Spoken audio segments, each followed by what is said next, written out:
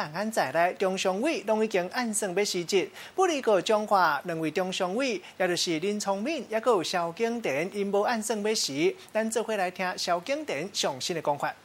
我个人是不会除去这个职务，因为我在想，除不除，有没有这个职务，其实这个跟目前的改革是两码事。至于说检讨失败的原因，这是每一个政党他必须要做的。明天就是中常会，我会进去听听中常委同事的一些意见，我自己也会表述我的看法。至于说我们这一次败选，当然我们要彻底的检讨，这个也不是说谁说了就是准的，谁说了就是正确，还是谁说了就是不是那么一回事。那要经过呢充分的理解讨论，才能找出我们真正败选的原因。今晚先来听市空亭详细的讲法。至于未来，我想对于整个政党改革的方向，我想必须同意林维洲委员的这样的一个说法，同步的启动所谓的这个改造委员会用改造委员会的方式来讨论。我个人认为，落实世代传承，落实世代交替，启动党的内造化，增加所谓民意代表的这样的一个成分，以及时回应民意，落实党内民主这几个方向，我想应该是大家以及社会大众共同的期待。所以再一次的重申，再一次的呼吁各位党内的这个中常委的同志，在明天的这个中常会之前，我想党主席的请辞不应该也没有必要由中常会来做一个同意。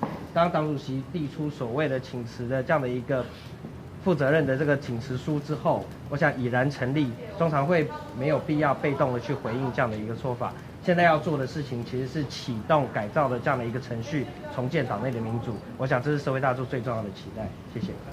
好，谢谢。对啊，还有什么？联络一下看看，就是联络一下，问一下。问一下，因为现在好像有很多的一些期待说选党主席，那大家有点不要这样子。党主席的选举其实不是现阶段的一个重点啊，现在是说主席辞了之后，代理主席要扛起这段过渡期间的一个责任啊，因为这段时间国民党还是要运作啊，不可能就停止运作到新的党主席出来，所以我们刚刚已经做出了建议啊，可以成立一个委员会，临时的委员会来处理这一些过渡期间的事务，包括未来要启动改革该做的这些事情，可以由这个委员会来进行。那谁要选党主席，谁不选党主席，我觉得不是我们今天讨论的一个焦点跟重点外界其实也不会关心到底谁要来选党主席谁不选党主席，大家关注的焦点是第一个，国民党知不知道检讨，国民党知不知道负责，国民党知不知道民意在想什么。那尤其我跟维洲、万南，我们是身兼民意代表，我们更需要跟民意站在一起。所以当民意需要我们做改革国民党的事情的时候，我们必须勇敢的站出来。但是改革国民党不见得要担任党主席，党主席可以有很多方式来产生，党员咨选是一种方式，经由内部大部分的意见领袖的讨论之后，共推主席，经过大家的同意，也都是。尤其在这一段过渡的期间，我想过去的民进党也曾经遭遇过挫败，当时他们党主席怎么产生的？这些其实都值得大家来借鉴跟参考。失败并不可怕，可怕的是不知道检讨，可怕的是不知道要改变。那你觉得那个国民党的那个大陆政策怎么样？大陆政策的确在这一次的选举，我们也遭遇了挫败，我们必须承认失败是一个事实。民意对于国民党的大陆政策有所质疑，也是一个事实。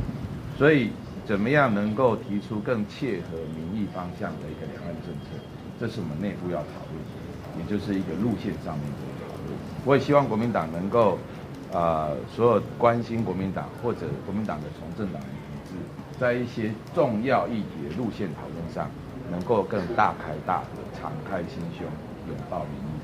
那你觉得有必要把中国国民党的党名改成国民党，就是去掉中国两个字？这个现在不是我们今天对外说明的一个重点。我一再的强调，国民党现在最需要的就是检讨你刚刚所提到的那一些我们这一次面临败选的一个重要原因。至于方向怎么调整，我觉得这是可以讨论的，不是我们现在3个任何一个人说了算。我们3个人或许也有不一样的意见跟想法，可是我们希望能够更集思广益，把大家的意见做一个讨论汇整之后，最重要的是找出共识。所以检讨之外，还要找出共识，然后在这些共识的基础上面采取行动。外界认为说，从2016年开始到现在2020，好像每次说要改革都是雷声大雨点小。这也就是为什么这一次民意再度的挫败。也就是如果你真正只有改革说而已，而没有任何具体的行动的话，那有可能就真的等着被扫入历史的灰烬。现在挺难，包括50环。改革的内容当然包括很多，我刚才已经讲了，大家除了针对党改革的这些重要的议题党务工作等等，每一个人应该深切的反省自己，在这一场选战当中，自己有没有犯了一些错误，自己有没有违背了民意上面这个期待的一个方向，自我检讨，我想比检讨别人来的重要。我想再一次的强调一点改革不是所谓的一触可及改革也不是所谓的这个换名字做表面功夫，改革就会成功，或换一个人就能够解决整个困境改革是需要一个全盘跟完整性的这样的一个讨论，所以包括刚才所谓的改名字或者是人选的这样的一个问题，甚至是两岸政策的这个部分，我想这都不是一个一触可及的这样的一个事情。中国国民党的成员不会忘记自己是谁，也不会忘记自己的支持者，他们期待跟相信些什么。路线需要调整，但路线也需要经过完整的讨论跟辩论。所以在这样的一个前提里面，我想并不是任何的更正、任何的改变、任何的表面功夫就能够完成的。所以我们也期待大家能够落实一个党内民主、中生代集体中青世代一个集体领导的这样的一个部分。因为事实已经证明得很清楚，过去由于私心大于民心的这样的一个部分，让整个党内的这个最高领导阶层跟最高领导结构做了错误的决定，而我们现在正在承担这样子的一个挫败，我们也会深刻的反省，做出调整。谢谢。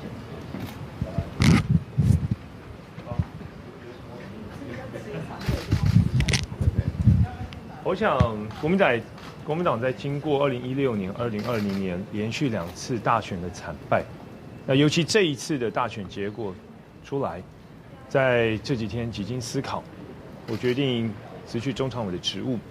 我想最重要是因为在国民党中央最高的权力决策机构，我们决策的核心、决策的模式已经无法快速及时反映外界民意的变化，所以我辞去中常委的职务，除了表示负责，也希望接下来我们的决策方式还有决策的模式能够更贴近民意，更了解民众的想法。我想这个是我即刻辞去中常委最重要的原因。委员可以帮我们讲一下，在新的国会，您预计说以哪方面的立法来推行，就是进行国民党内的改革？我想现阶段很重要，我们希望未来在决策模式、决策方式上面能够纳入更多贴近民意的想法，比如说可以将我们的县市首长、民意代表、正副议长、一定比例的党团成员等等，以及纳入更多社会上多元不同的声音和意见，都能够进入到整个决策的模式。我认为才能够更快速、及时反映外在民意的变化，以及更贴近民意。文下蛮多民意希望你能够扛起大旗来选党主席。不管在哪一个岗位上面，我对于国民党的改革一定会尽最大的力量。那所以会尽大力到选主席。我想我们每一位，不管是党团成员、民意代表、县市首长，我们都会尽最大的力量，在这个时刻最迫切要做的，帮助国民党进行彻底的改革。现在是外界有声音，就是关于司法委员的部分，您会跟他好好聊聊。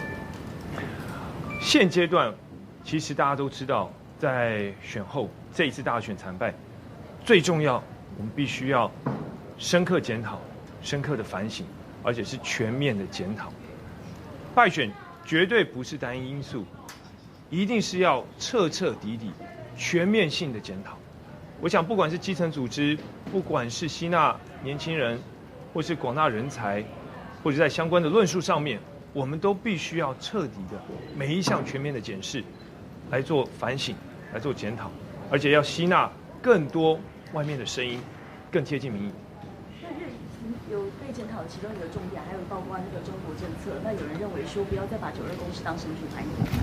同样，所以相关的论述，我认为我们必须要好好的来检视，怎么样能够做出更符合民众期待、更贴近民意的决定。好，很多网友在网络上就力拱，就是委员您这边未来2022年选市长。我想选举刚结束哦，尤其我们国民党在接下来的会期是立法院的少数，我想现阶段最重要扮演好强力监督政府在野立委的角色。好，委员在新的国会，您会致力在哪一类的法案推行？在新的国会，还是关注在民生法案，而且只要是福国利民的法案，我们都全力支持。我想一场大败之后的改造，它必须要经过深刻的这样一个讨论。我再一次的强调，不管是两岸政策及相关其他复杂的这个事情，到底是产品不好、行销不好，还是我们的通路不对？这些部分都要经过深刻的检视哦。我想改革并不是一个表面功夫，也不是一触可及的事情哦。贸然的否定我们现在拥有的一切，也不是一个相对应的这样的一个方法。真正的深切的反省，找出问题的所在，我觉得是目前的当务之急。所以在这个部分，我想大家应该都同意，不会有任何目前短暂或躁进的这样的一个处理方式，都要经过深刻的讨论跟反省，才能够做出相对应的回应。那在这个部分上，也不会是这么快的这么快会有相对应的，不管是改名字、两岸政策或者其他部分，我想这个部分都需要深刻的讨论才能够完成。未来集体领导的这样的一个态势，我认为是一个必然的方向。谢谢，谢谢，好，谢谢，感谢，好，加油，恭喜。好，咱拄则听到的是立法委员，也就是蒋万安，也有林维洲和江启臣，和这个市议员施丰廷上新的讲法。另外，这方面要来关心，这是高雄市市长韩国瑜选举了后第2天上班，今日来主持市政会议。大家上界关心的就是选举补助款，韩国瑜敢会去领？伊嘛有上新的回应。补助款是不是要先捐出去？补助款有先没有。什么补助款？选举的补助款。所有的补助款通通是国民党中央党部的，个人不能领的。个人不能领，大家了解吗？因为是政党推荐的总统、副总统候选人，所以选举之后，所有得了选票的数字的补助，全部被国民党中央党部领走了。我们1块钱都没有啊，怎么会有这个问题呢？那补助好，谢谢。我们从后面好，媒体朋友从后面，谢谢。另外，要来关心，这是设立电火球案的老母王婉如当选立委，多网友伫个人面册老话恐吓，老话这个姓王的负责人嘛已经到案说明，伊会实的来行礼，咱做伙来听王婉如上新的回应。很理解，说他们的说法是说，在选败之后。有很多情绪激动、一时不理智的言论。那其实还有其他的，因为我们同时提高，因为同时发现的言论其实不止1篇，那也有透过其他人，也有透过脸书的粉专来跟我们做联系和致歉这样。那我觉得我们其实是全然可以理解的，然后也知道说，对，确实很多时候大家情绪激动的情况下，可能会发生这样的情况。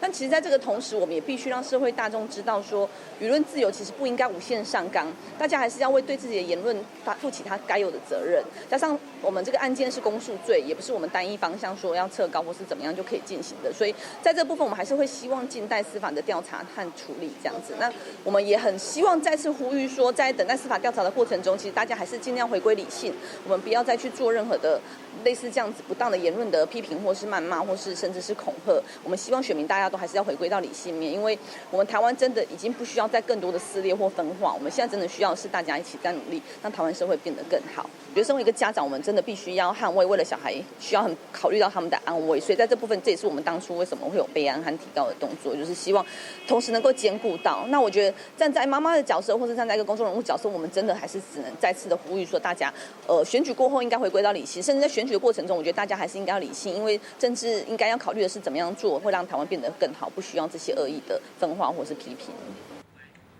另外，这方面要来关心，要过年啊，嘉义一对兄弟啊，11年来一直咧照顾弱势团体，当年过年都会办围炉餐会，请到分林嘉义地区上千个弱势家庭厝内较歹过，无厝通回去的请人会当做伙来食饭围炉，穿小富富的这个麻油鸡，也有米粉，现场搁再找歌手来唱歌发红包。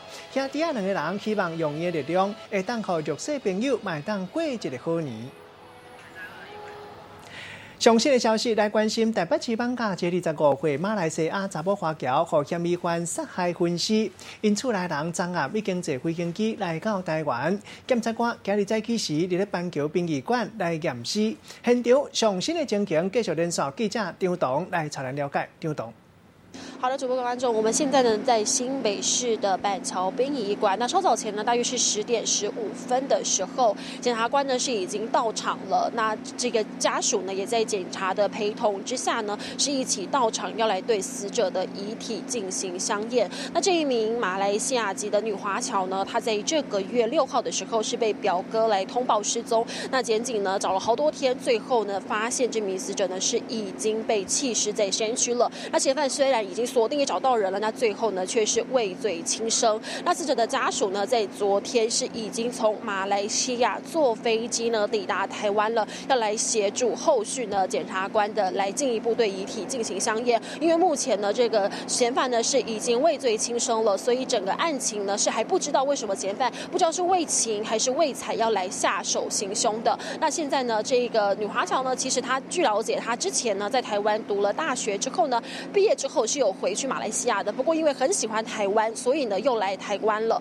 大概是1个月之后呢，就发生了这一起残忍的分尸命案。那检察官呢是已经请这个家属呢来到了台湾来协助后续的调查厘清。那目前呢整个相验的工作都还在进行当中，有最新的状况也会持续为你掌握。把时间镜头交还棚内。多谢张董，搁再来关心中国去船仔的船员做事的时，一个无细力夹断手指头啊！早起时10点钟，顺风船接到通报，讲一个中国姓周的船员伫咧船做事的时，无细力倒手中载甲机载过夹断，赶紧派顺风船来到现场，嘛顺势甲这个受伤的人送去病院治疗，该在无性命危险。那边赶快下来，快来！顺风船接到通报有人受伤，唔敢大意，所以就赶去现场，真细力将受伤的人扶落来楼梯。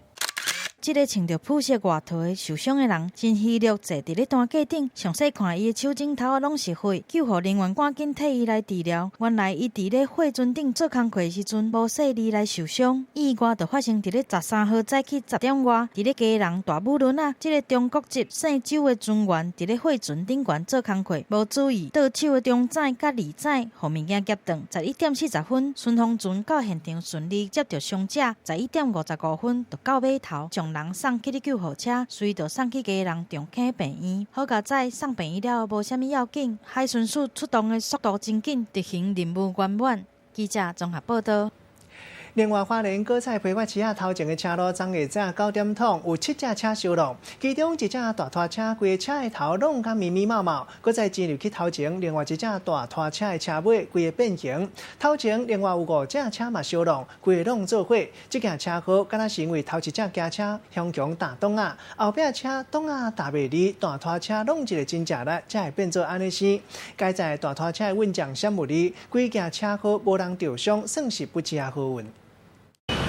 拖拉机互人弄一个车头拢总歹去的，变形真严重，连头前的玻璃嘛规片拢落落来。来看路口监视器画面，原本头前的路伫咧塞车，后壁来一台轿车减速驶慢慢啊，向后壁另外一台轿车袂互动，就直接甲弄起哩。刷落来2台拖拉机嘛是袂互动，对弄头前的3台车，对另外一个角度看过去，画面看起来是真惊吓。最后一台拖拉机车头直接插对头前的车去。花莲果菜批发市场附近，伫咧中中央路甲平路路口一日早起就发生2层车祸，造成7台车堆弄意外，有的驾驶连是安怎弄的拢唔知。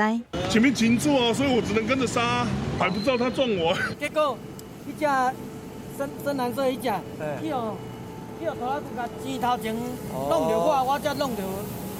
车内底驾驶想起来，也是感觉会惊。来看拖拉机的行车记录器，好加在驾驶反应有够紧，相对倒平去，才无来造成伤亡。那么现场这个无人受伤所有的驾驶检测值皆为0。好运的是，规站堆弄的意外拢无人受伤，所有驾驶经过酒测嘛拢无酒精的反应。详细车祸原因，还阁要等警方进一步来调查。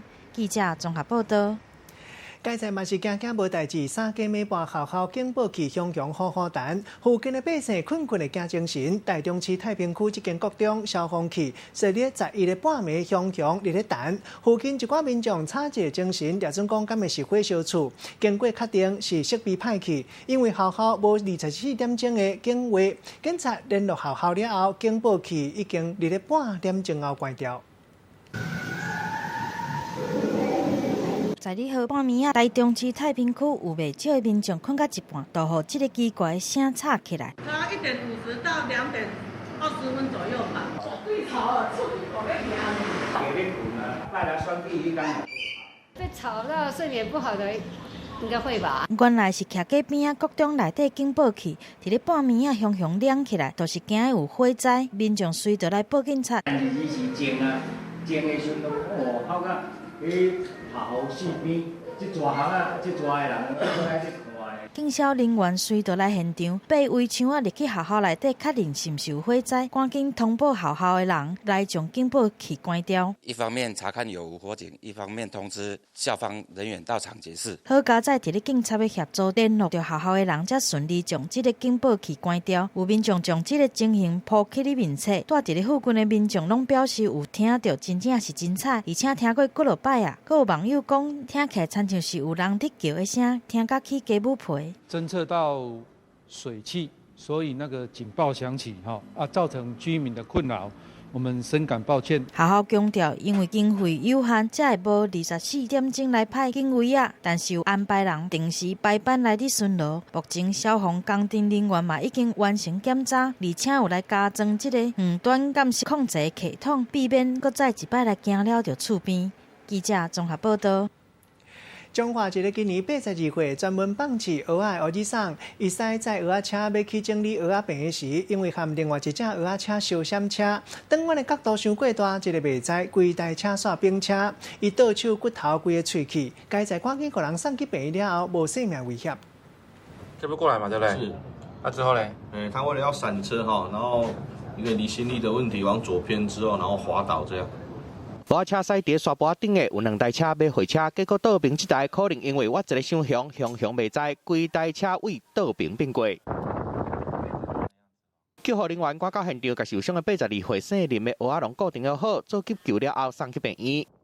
左手左脚的一个骨折的一个情形，救护人员立即做一个包扎固定来送医，他意识是清楚的。代志发生在中华新报哨所的外口，迄当阵姓林的蚵仔笼载因某要去整理蚵仔病，煞发生意外。这边除了有下坡的一个速度之外，然后再加上他那边是因为滩岸比较滑，所以那边如果说没有小心驾驶的话，会比较危险这样。因为他已经有一段时间没操作了，可能是操作比较不顺利，所以说往左边翻覆。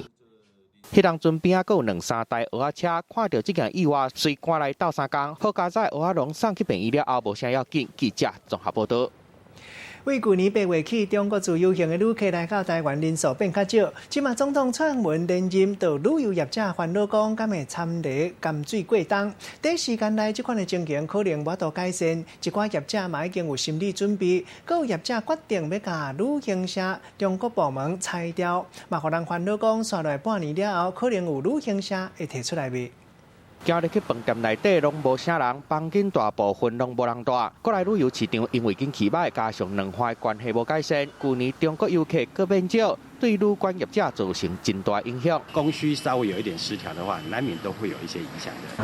业绩都减少了2至3成左右。陆客的自由行又没有宽松的话，对我们来讲其实也是一大伤害。去年差不多11月的时候就有做了决定说，如果就是未来还是民进党执政的话，两岸关系预期在不好的情况下，还不如就直接那个整个市场先把整个部门先裁撤掉。俄罗形势感觉就无奈的，虽望其他的部门拢有趁钱，不过中国市场占公司业绩的比例，煞位上好的时阵的2-3成，落甲剩无到1成，嘛员工愈做愈善，真侪业者拢讲半年了后，可能会出现真侪旅馆要卖，不过就算中国的钱赚袂到，嘛有饭店业者家己找出路，开放密度无险文化之旅，短短3个月就5万的旅客去佚佗，25年来头一届赚钱，必须要来分散我们的客源，因为这个陆客突然不来台湾的这样的一个状况，那我们来开放我们的文化这个景点。两岸的交流，我们希望说随着大选结束哈，也能够回归正常。像旅宿业他们的投资的奖励啊，或者是纾困啊，我们已经都做好应变的方案。刷落业者要安怎想办法来请人客，各政府要安怎实现进前讲的观光立国，拢会是真大的挑战。记者综合报道。另外，这方面，咱要来看到高铁总运量特别超过6亿人次。根据高铁上新的统计资料，为2007年1月初5通车营运了后，到今年1月12已经累积卖超过5亿9900万张的票。按算讲，这几天卖票就当超过6亿张。高铁特别来推出一寡活动，第6亿的好运的人客会当摕到1年份无限站嘛无限坐几届的年票。另外，要来看到台北市长郭文哲2020年大选了后，去到澳洲访问10天，真罕得接受台湾媒体访问，伊嘛真清楚讲，2022年县市首长、议员，也有乡镇市长，拢会推出代表出来选，要来展现伊的目标。这回来听郭文哲详细的讲法。那我想是这样的，布拉格有权利跟世界上每一个城市去做朋友嘛，所以大陆方面对布拉格也不需要去说。你可以跟谁做朋友，你不可以跟谁做朋友，我想这也不必要的。所以我倒觉得这样的，还是那一句话说，我们认为布拉格有权利跟全世界每一个城市去缔结姐妹市嘛，但是他们不应当被限制。第二题，2022在新竹市将推派市长人马。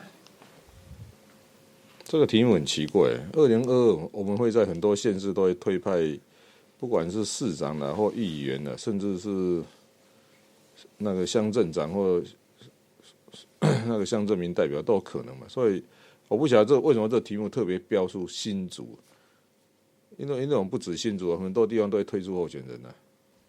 其实立法院本来就是可以理性、务实、理性的来讨论问题嘛。第一点呢，民生议题应该优先是没有问题的哈。第二点，对台湾民众党来讲，我们只要是民生议题，你知道，我们在不同的题目都可以跟不同人的合作嘛。只要他讲的有道理，我们都跟人家合作嘛。所以，我也觉得尽量避开这种意识形态的争执了。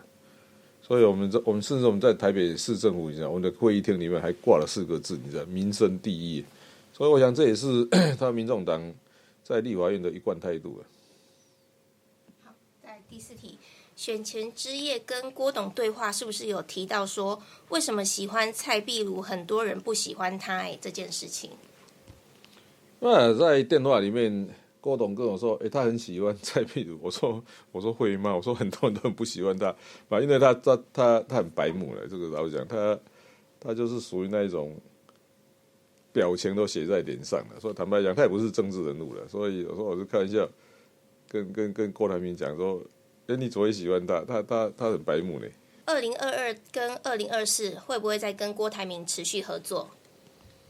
我倒觉得是这样的，这也没有什么合作不合作的问题嘛，还是一样，合作不见得讲10件事情10件都要合作嘛。如果10件事情有5件相同，那就5件合作啊；那不相同的就各干各的。我倒是用这种，其实只要用这种态度，你知道，世界上没有什么人叫做不可合作，反正只要有合作的项目就合作。你说有争议的题目，那就不要碰就好了。所以我觉得这样这个都不是问题的。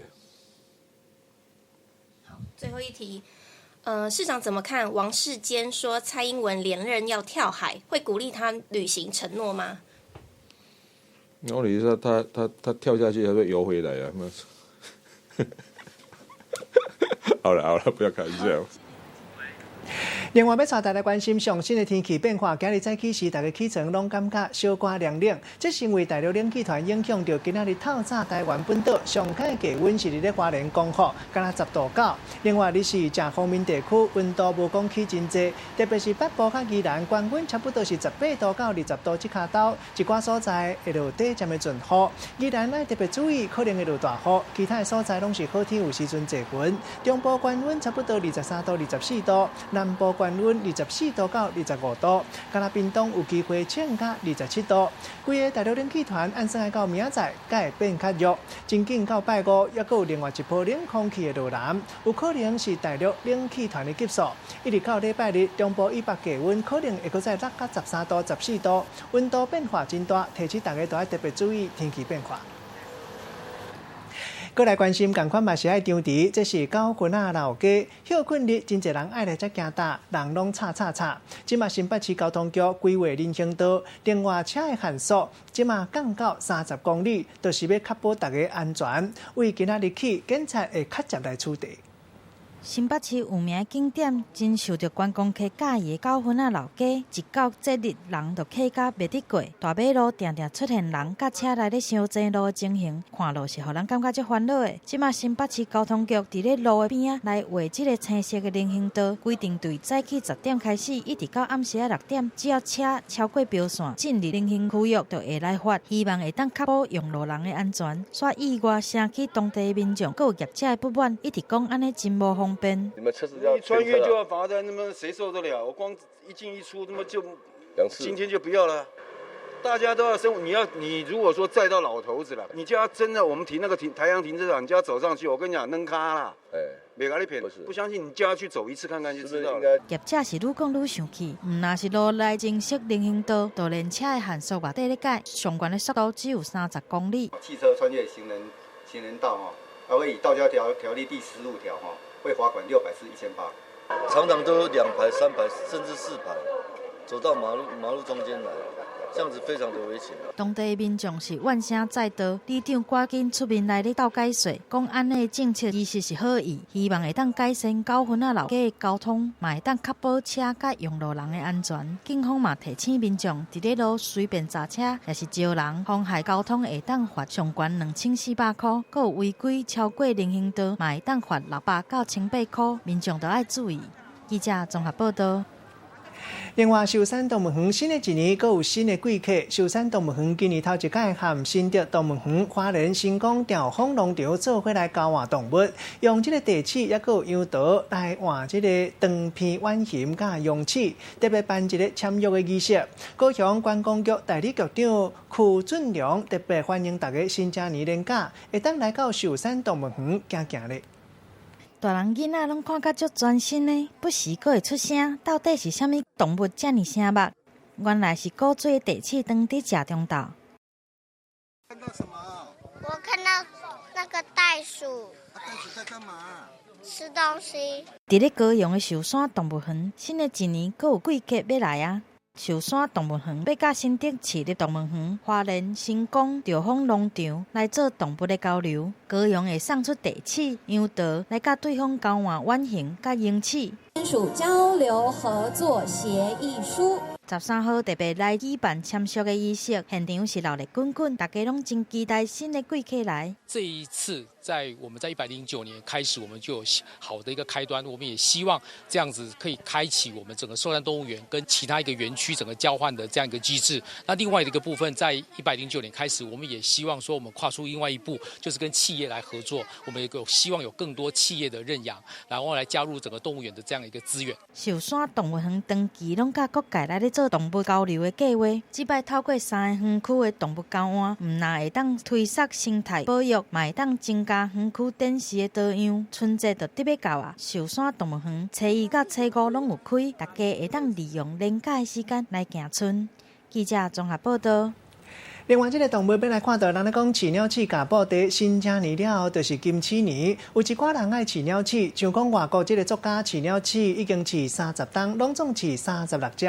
星座专家讲，鸟鼠伫12星象内底，代表水甲爱情、恋情有可能会开花结果，也毋过嘛有可能有一寡有诶无诶感情债。另外，爱特别注意诶，就是今年落雨量可能会落伤济，爱注意家己诶钱财。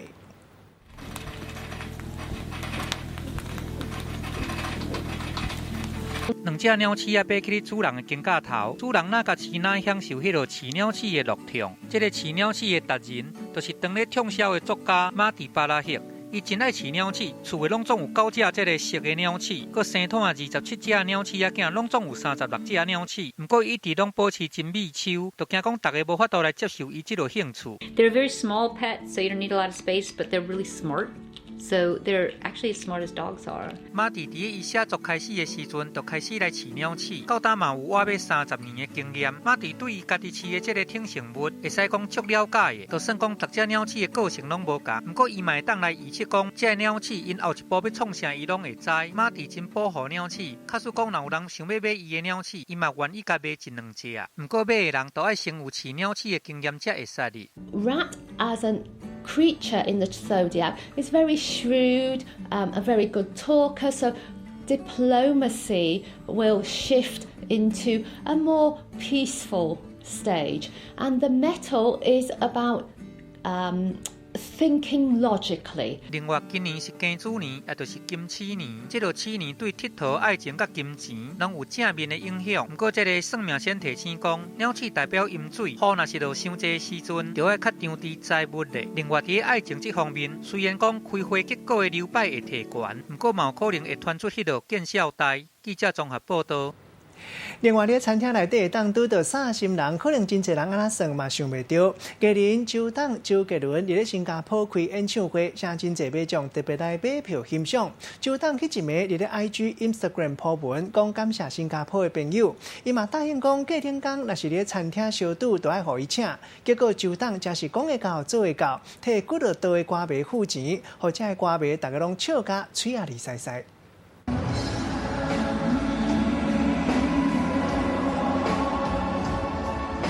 演唱会顶的定拢真成歌迷，周杰伦唔拿接受歌迷点歌，佮因为互现场的气氛感动到，迄暗伫 IG 顶的发文，讲多谢新加坡的朋友，明仔载若是伫餐厅拄到我，会记得互我请。结果过顿工佮真受好运的歌迷，伫高级餐厅拄到周杰伦。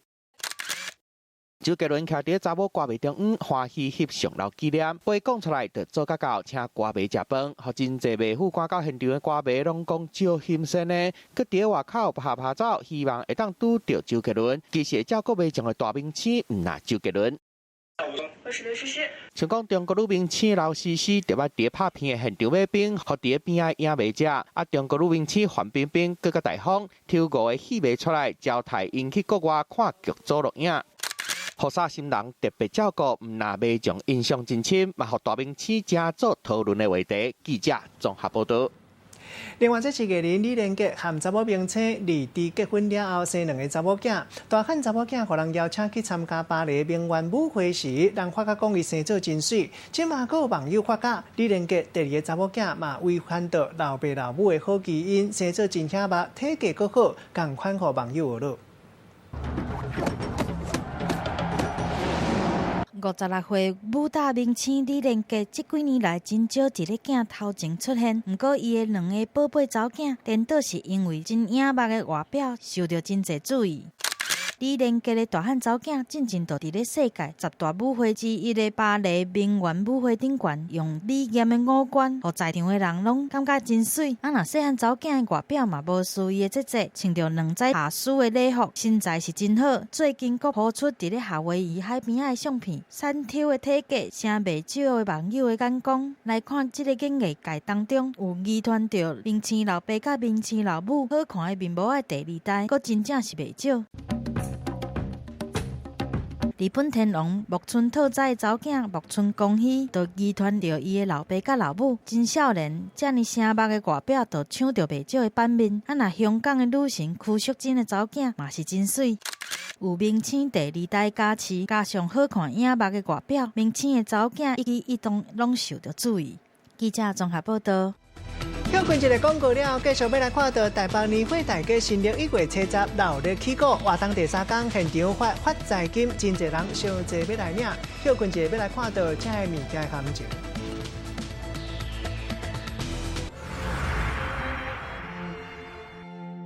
感谢观众支持，让我有一个最好的环境来毫无顾忌的去拍戏，拍我所要拍的戏。从民国50年当导演拍台语片到现在，已经50几年了。用历史的深度，让大家看见台湾独有的价值。年轻的朋友们，回头看看台湾从前的日子，也许会给你们不一样的感觉。4月望雨，敬请期待。4我上班还好吧？不用担心啊。他去哪边都不会被别人欺负。你说，快，阿布，快！我这里这样打完了。我这家是神经大条的，我这是无神经的啦。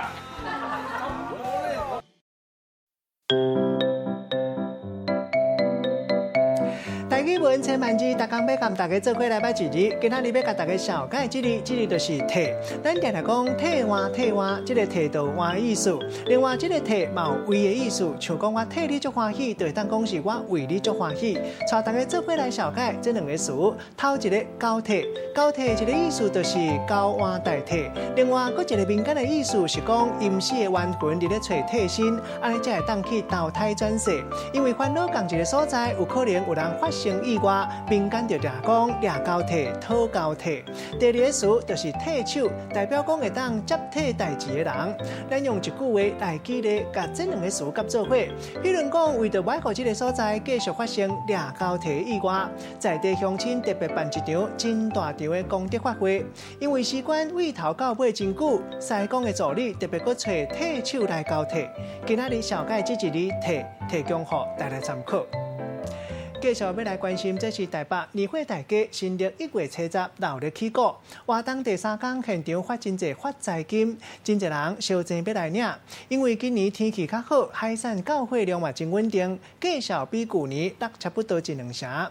另外，果子这大货量的价数和往年比起来差不多，也佫有糖仔饼、顶盘小可较起价，一寡店头供应也是袂起。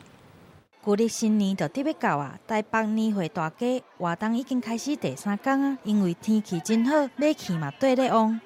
今年买基金到现在很好，投票总统啦，大家都票打好之后就马上出来啊，玩一玩走一走就买东西啊。今年好像比较热闹呢，会买到自己觉得惊喜的东西。今年有买到这个什么老公啊要听话，女儿的血汗钱啊。年货大街人是客家满满，因为今年的天气较好，嘛互海产的进货量较稳定，价数甲旧年来相比，加俗1、2成。啊，若果子甲大货价数是甲往年差不多。涨一点点啊，涨一点点做自己吸收。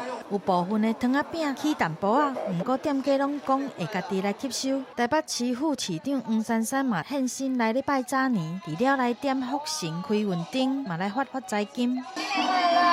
民众拢来伫抢摕发财金，就是要讨一个好格调。这一摆台北市政府嘛举办翕相拍卡，会当来兑换这个限量的红包袋啊。透过创意行销，互无同年龄的民众嘛会当来到年货大街，好好踅一个，有食阁有掠，过新年。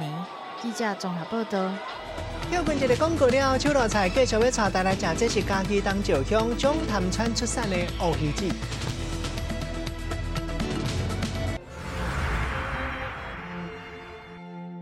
感谢观众支持，让我有一个最好的环境来毫无顾忌的去拍戏，拍我所要拍的戏。从民国50年当导演拍台语片到现在，已经50几年了。用历史的深度，让大家看见台湾独有的价值。年轻的朋友们，回头看看台湾从前的日子，也许会给你们不一样的感觉。4月望雨，敬请期待。4我上班还好吧？不用担心啊，他去哪边都不会被别人欺负。你说，快，阿布，快！这里这样打完了。我们是啊，吃神经大条的，但我们就是无神经的啦。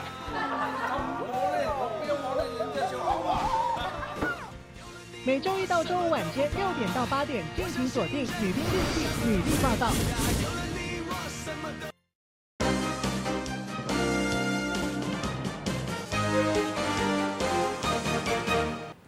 欢迎继续登来到新闻的现场，食饭时间手路菜同款要带大家食无同的手路料理。当年11月东北季风落南的时，就是乌鱼大出的季节。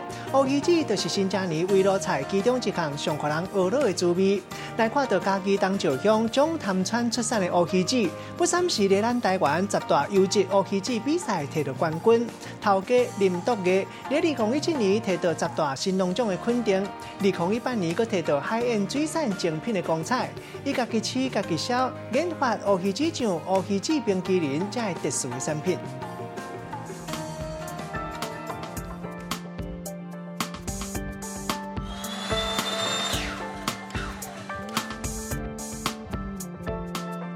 好碧色又金的乌鱼子，大皮10煎佮8甜，烘过了后，外沿安尼酥，也那内底食到是安尼绵。我从来没有吃过里面这么的 juicy， 这么的嫩，就是干干的、柴的。可是它的呢就是不一样，不会说那个鱼市场，还是说那个渔村的那种鲜味，这里是没有的。就是新鲜，对家己的乌鱼子真有信心。原来林德嘅完全自产自销，伊有5公顷的乌鱼养殖地。林德嘅是家族养殖乌鱼的第2代，对品质的掌握嘛，拢渐渐啊熟悉。不过，若是讲到做乌鱼子，是到伊这辈才开始做。我爸他们养了3年，很辛苦。辛苦之后，只是卖一个原料，乌鱼卵的原料卖给加工厂。那这样子，我觉得说，那我3年的辛苦真的是好像没什么这个代价就真的是只是为了赚钱。头起先较无经验，就安尼聊啊来甲试验，这个做乌鱼子的过程，会使讲是高工佮幼稚，简单要甲两皮甲摕出来都有美感。了后爱佮甲血丝啊甲抠掉，才袂有臭味。林德嘅讲，伊失败过袂算一败咯。在开始做的时候，那几年、那10年里面，因为你没有技术，你也没有你的所谓的客群。你做完之后，你这些东西要销往哪边去？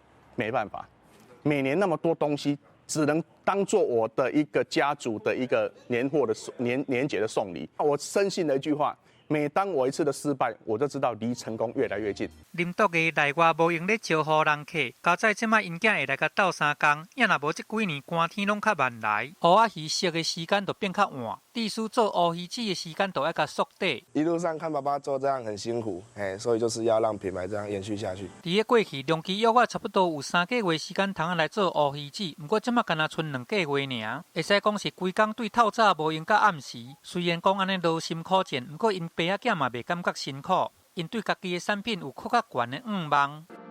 林德嘅伊有想法嘛，真面钱咧做。除了乌鱼子酱以外，伊嘛来研发这个乌鱼子的冰淇淋。这个口味食到安尼苦味，不过真特殊。对家己自家的产品真坚持嘛，有愿望，安尼嘛，可以得到10大新农奖的肯定。东石不再只是鹅啊，或许东石一定还有另外一个代名词，就是乌鱼子。那这样子才能把整个产业、整个在东石乡的整个产业给做上来，让年轻人真的愿意留下来，让外地人愿意走进来。林德嘅讲，即马这个东石乡江潭村，简单村10几户尔，早就无像苏东时遐尼啊请赢。不过伊嘛真欢喜，甲家己的经验来分享给少年人，让少年人免离开家乡去讨赚，伫家己的庄诶，就会当来落地定根，嘛更加望讲规个产业会当来互相交流，大家通做伙来分配这个成果。记者综合报道。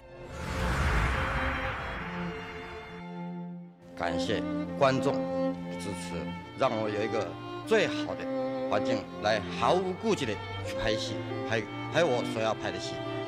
从民国50年当导演拍台语片到现在，已经50几年了。用历史的深度，让大家看见台湾独有的价值。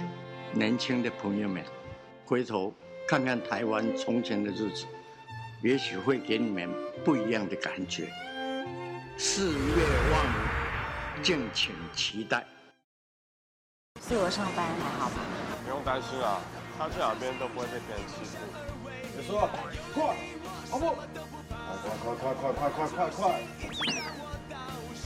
我对你打这样打了没？我这是牙齿神经大条的，但我这个是无神经的啦。人家就好吧。每周一到周五晚间6点到8点，敬请锁定《女兵日记》女力报道。妖精大人还是一点都没变。难不成你从那时候到现在都在找我吗？我知道妖精真正的名字。哎，你知道老子我是什么样的存在吗？只要报出我某某某的名号，连玉皇大帝也会吓得屁滚尿流，知道吗？所以是因为我是什么三藏厉鬼闻到我的血腥味才会来咬我吗？是啊，但是现在我会认真的保护你，我们重新签约吧。今晚11点，台视频道《花游记》。感谢观众支持，让我有一个最好的环境来毫无顾忌的去拍戏，拍我所要拍的戏。各位亲爱的观众朋友，您真久无看到我的作品。这部《4月梦河》是我85岁人生最后的一部戏。我有自信会比以前的阿龙、草地状元，也是星星助我星，还佫较好看。4月梦河，敬请大家期待。用管子将湿的卫生纸球吹出之后，须粘在米老鼠的耳朵上。那我接一点给你。有注意到弹道，你不要，你不要，爹啊，会剩啊！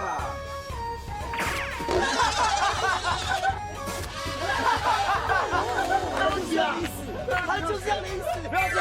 不要走！感谢福尔6合1冠名播出。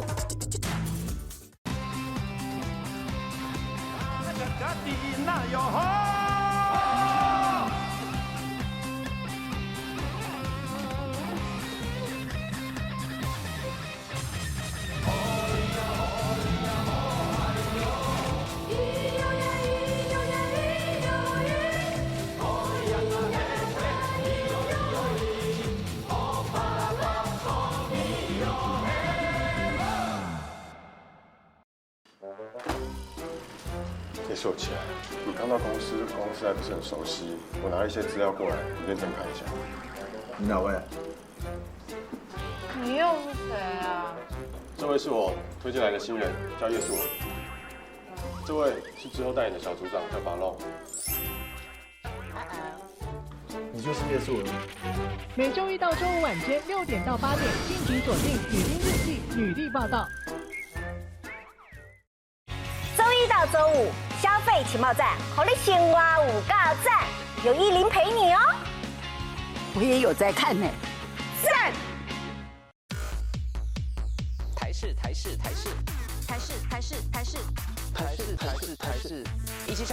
一起上，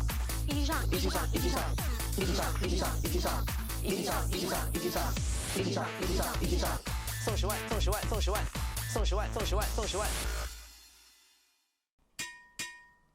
那就由我来做终极美味的炒面吧。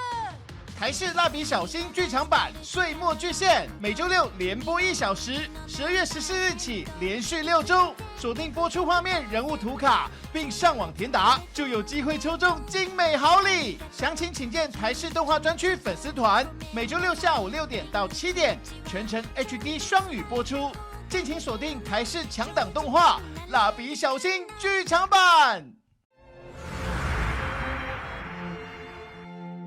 感谢观众支持，让我有一个最好的环境来毫无顾忌的去拍戏，拍我所要拍的戏。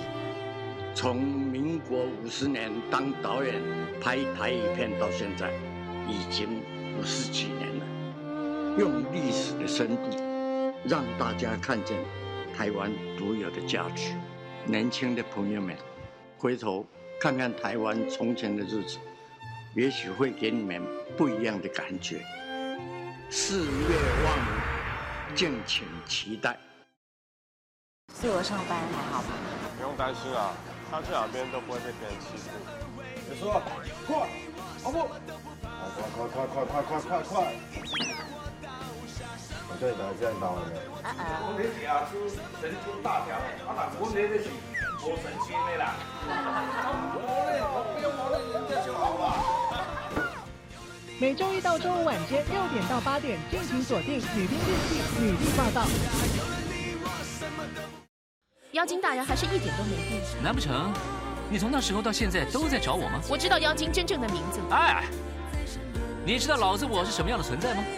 只要爆出我某某某的名号，连玉皇大帝也会吓得屁滚尿流，知道吗？所以是因为我是什么三藏厉鬼闻到我的血腥味，才会来咬我吗？是啊，但是现在我会认真的保护你。我们重新签约吧。今晚11点，台视频道《花游记》。感谢观众支持，让我有一个最好的环境来毫无顾忌的去拍戏，拍我所要拍的戏。各位亲爱的观众朋友，您真久无看到我的作品。这部《四月望雨》是我85岁人生最后的一部戏。我有自信，会比以前的阿龙、草地状元，也是星星做星，还佫较好看。《四月望雨》，敬请大家期待。用管子将湿的卫生纸球吹出之后，需粘在米老鼠的耳朵上。好，给你。有注意到弹道，你不要，爹啊，卖剩啊！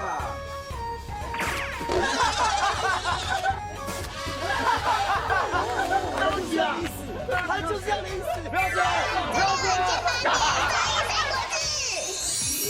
感谢福尔6合1冠名播出。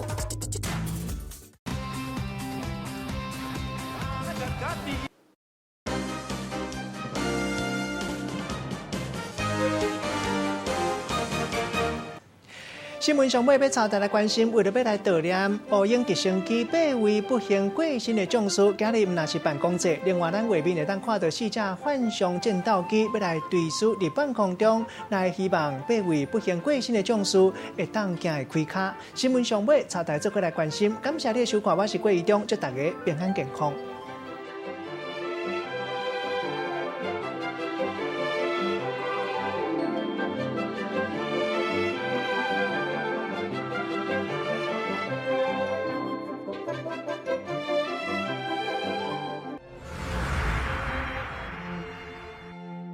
感谢观众支持，让我有一个最好的环境来毫无顾忌的去拍戏，拍我所要拍的戏。从民国50年当导演拍台语片到现在，已经50几年了，用力。